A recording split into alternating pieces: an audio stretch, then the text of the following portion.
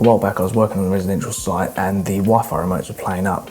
So I'd done the typical reboot, reset, create a separate SSID on the 2.4 GHz only band for these remotes, and I was still getting the same issues. After calling technical support, they said to create the separate Wi-Fi SSID, hide the SSID and give it open authentication and see if that improves reliability. So that's what I did, but now I began to think that I've just punched a hole in this wireless network. So I created a MAC address access control list in the wireless access points for the remotes only. So only devices in that access control list can access the wireless network if their MAC address is in the wireless access points access control list. I attempted to connect to that wireless network on my phone and on my laptop and it got rejected, just proving that the access control list was working and only the remotes that had their MAC addresses in that list were allowed to be authenticated to that wireless network. The property was gated and had a big enough perimeter on it, so when the SSID was displayed, you couldn't even see it beaconing from them locations. So I wasn't too concerned at this point that there was a security problem potentially with having that SSID on an open network. So I got home that evening and I began to think, is there a way that I can exploit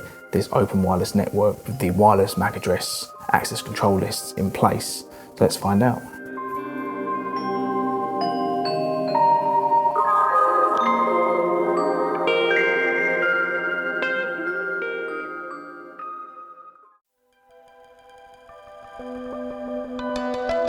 So a MAC address, or immediate access control address, is a unique identifier of a product that has a network interface.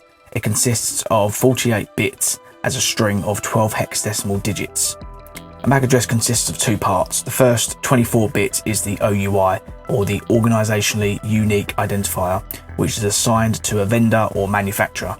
If I go to Wireshark's OUI lookup tool, I can type in a product. So if I type in Cisco, it shows a result of the first 24 bits of the MAC address assigned to that manufacturer. If I type in Ubiquiti, it gives me the OUI of that company as well. The second 24 bits of the MAC address are randomly generated hexadecimal strings. There are 281 trillion possible combinations of a 48-bit MAC address. An access control list is a predefined list which allows or denies a device to access a resource on a network, known as a whitelist. A MAC ACL is a list of whitelisted host devices, MAC addresses, which are allowed to connect to a wireless network. Wireless access points work at layer 2 of the OSI model, so MAC ACL can be configured within an access point. My laptop is a host on the allowed devices in the access control list, therefore I have access to the Wernham Hog Open Wireless Network. If I go to my wireless access point,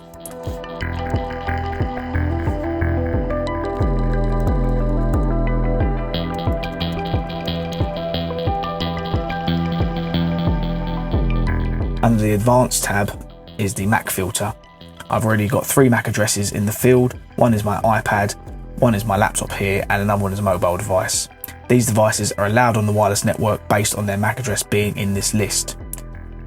Back in the wireless settings, I have 2 wireless networks. One's named Wernham Hog and one is called Corp, which has a wireless protection standard implemented. If I go to my Linux machine and try to connect to the Wernham Hog SSID or service set identifier, it's attempting to authenticate but times out and retries. That's because the MAC address of my wireless adapter connected to my Linux machine is not on the list of allowed devices within the access point. You should really never have no authentication or encryption standards in place on a wireless network. There should always be some form of authentication, whether it's going to be WPA2, WPA3, WPA2 Enterprise with remote authentication, dial-in user service or radius, and so on. You'll mainly find unsecured wireless networks in public places such as coffee shops and airports. Some unsecured networks will allow you straight onto the wireless network, or some will use a captive portal asking you to fill in information before you're then authenticated to that wireless network. These can become a security risk as attackers can sniff wireless traffic and intercept data in transit. I demonstrated this procedure on a previous video, Man in the Middle. So let's get access to this open wireless network. Connected to my Kali machine is a wireless network adapter. This can switch between manage mode and monitor mode. I explained in the previous video the differences between the two modes. Because I attempted to connect to the wireless network, it will be saved as a known network, so I'll go ahead and remove that first. I'll now use the AirCrack NG suite and put my wireless adapter into monitor mode to sniff for MAC addresses of wireless access points, and then eventually the MAC addresses of clients that are authenticated to them wireless access points. So I need to do airmon ng check kill. This command kills any wireless processes that could interfere with the AirCrack NG suite. I'll then do airmon ng start and specify my network interface, which is WLAN 0. This tells my wireless adapter to switch from manage mode to monitor mode to begin sniffing for MAC address packets. It says here monitor mode enabled. Let's now start to sniff for MAC address packets in the surrounding wireless networks. So I'll do aerodump ng WLAN 0. I can see a list of networks around me and the MAC addresses, or SSIDs, which is the basic service set identifiers of the wireless stations associated with that wireless network. I can see the Wernham Hog wireless network, and I want to sniff for host MAC addresses on that network. So I'll use aerodump ng again, but hone in on that network. So I'll stop the sniff and copy the MAC address of the wireless station broadcasting the Wernham Hog SSID.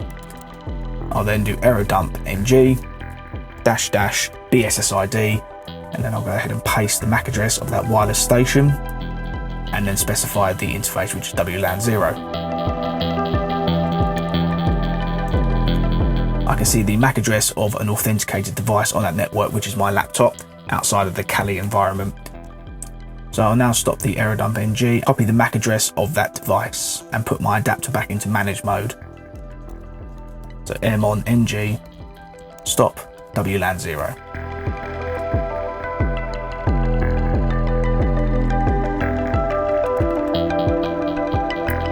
So I now need to change my wireless adapter's MAC address to match that of the host MAC address that's on the access control list for the Wernham Hog wireless network. Kali Linux has a built-in MAC changer, which allows me to change the hardware address of my wireless adapter, but I need to shut down the wireless services again. So I'll do ifconfig WLAN 0 down, ifconfig eth0 down, service network manager stop. So I'll check to see that my wireless adapter is using the correct hardware MAC address first. So MAC changer -p, which is for permanent, WLAN 0. So it's ensured that the MAC address is reset to the one that would be found on the wireless network interface on my wireless adapter. So I'll now go ahead and change the MAC address to the host device that displayed in my scan. So MAC changer -m, and I'll paste the MAC address and then specify the wireless interface, which is WLAN 0. Then I'll bring the wireless services back up. So service, network manager start, then ifconfig WLAN 0 up, and then finally ifconfig ETH0 up. So I'll now scan for the wireless networks around me and I'll see Wernham Hog. If I connect, it may take a few seconds.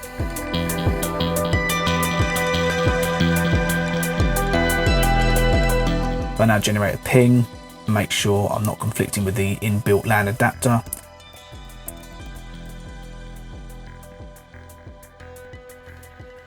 I'm now on the wireless network as I'm getting the ping response. I can now go to the web browser and begin surfing the web.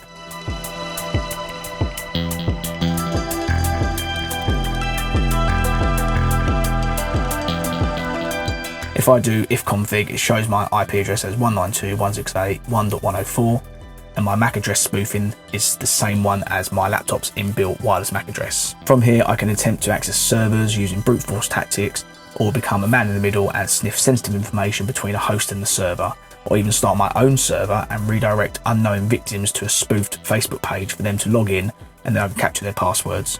So I'll attempt to access the wireless access point's web UI to get the corporate wireless password and dig deeper into the network. If I do nmap lowercase s, uppercase s, 192.168.1.0/24, this performs a stealth scan and displays the host device on this wireless network. I go through the technical detail of a stealth scan in a previous video. After the scan, I see there's 3 host devices, a router because of the address 192.168.1.1, and 2 other hosts. One I'm assuming is the wireless access point, so I'll try 192.168.1.101 first.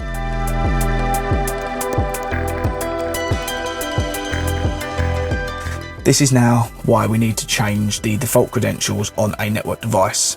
If these hadn't been changed, I can easily just go to Google and type in Arachnus, default password.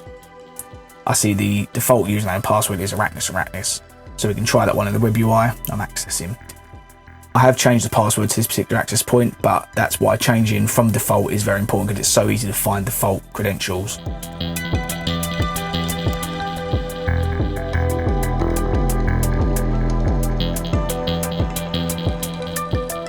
If I go to wireless and find the SSIDs, and under the corp, I reselect WPA2, it's popped up a screen with the passphrase, which if I hover over, displays the passphrase as monkey wrench.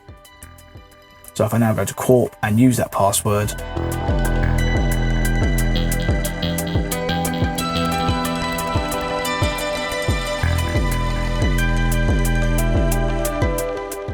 I'm now authenticated to that wireless network. From here, I could do more scans to discover any open ports, or I could exploit or attempt to pivot around to find servers and brute force to find sensitive information. If I now go to ifconfig in terminal, I'm getting different IP address in the 2 range, so this shows I'm on the corporate network. A common technique to try and secure an open network is to hide the SSID or the service set identifier, because then someone who's trying to connect would need to know the Wi-Fi name or the SSID before they could connect. The SSID then could be anything.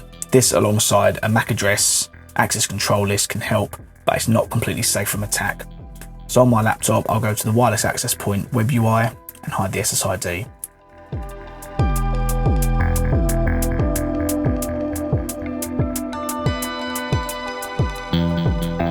When I now want to authenticate to that network, I need to manually type in the SSID.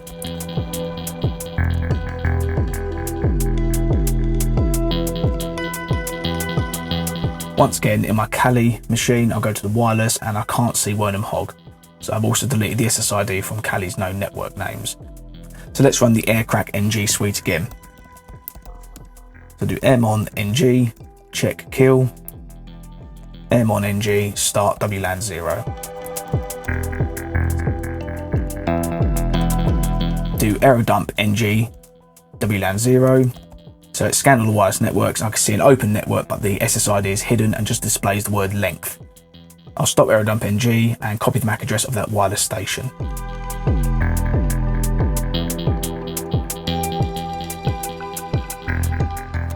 And I'll do error dump ng, BSSID, paste the MAC address and specify the interface WLAN 0. So if I leave this running long enough, when an authenticated device on that network joins or is passing a lot of data such as a big download, the device and wireless station exchange information, which could include the SSID details which Kali is sniffing for. So here is displayed, the SSID is changed from length to Wernham Hog and the MAC address of the authenticated device. I'll stop error dump ng and copy the host MAC address and clear my screens. I'll then stop error mon ng and restart network services like I did last time.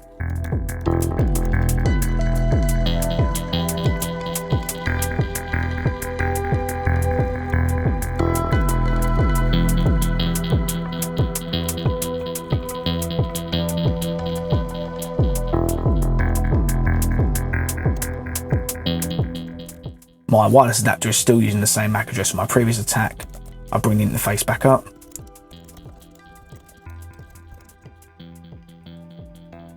And now if I go to connect to hidden network and type in Wernham Hog and connect,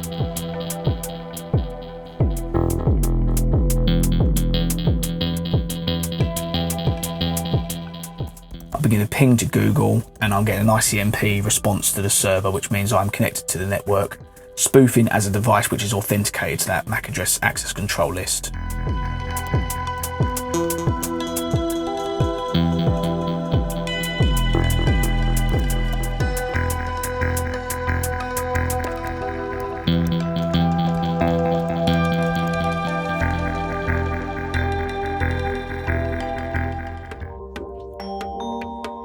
MAC ACLs are a great tool to stop rogue devices from accessing a wireless network from someone who knows the Wi-Fi authentication passwords, for instance. Say within a corporate network where Gareth tries to connect his personal phone to the corporate network, because he knows the SSID and the password, he can join the network, but his device will be rejected because it's not part of an access control list, because it's not a corporate device. Usually an open network would time with guest access networks, so the user would be redirected to a captive portal to input their name and an email address, for instance, to authenticate them onto that wireless network. Most guest networks have a client isolation enabled, so if there is someone who knows a little bit about networking and they've done an IP scan of the network, they wouldn't see any other devices on the network, just their device and the gateway. In one of my previous videos, I exploited a WPA2 wireless network using a dictionary attack. If you tie in a MAC ACL on a very strong passphrase for your WPA2, WPA3 wireless network, then you could probably confidently say that your network would be not unbreachable, but very, very hard to crack. The only weakness would be information leaked from a person who knows that password. Make sure you think twice about using open wireless networks. If you do use them, make sure you try to use the applications like Facebook or your internet banking. These offer much higher standards of authentication and encryption than web pages that you're browsing. If you do have a Internet of Things device which is struggling to authenticate to your wireless network, a basic WPA2 network, just maybe think twice about it. Is it worth punching a hole in the network just to allow this one device to connect to a wireless system?